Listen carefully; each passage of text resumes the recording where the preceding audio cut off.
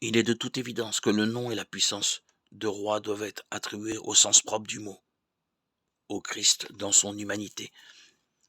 Car c'est seulement du Christ en tant qu'homme qu'on peut dire il a reçu du Père la puissance, l'honneur et la royauté.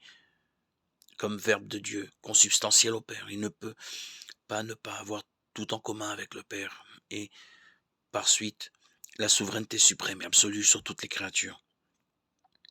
Que le Christ soit roi, ne le lisons-nous pas dans maintes passages des Écritures?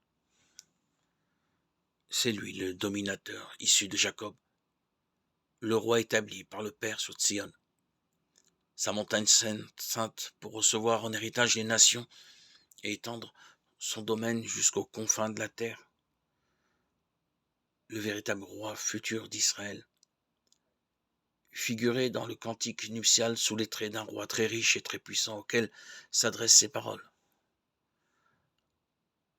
Votre trône, ô Dieu, est dressé pour l'éternité. Le sceptre de votre royauté est un sceptre de droiture.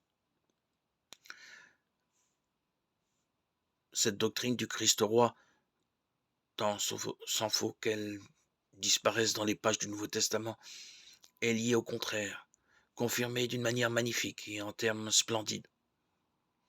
Rappelons-nous le message de l'archange apprenant à la Vierge qu'elle engendra un fils.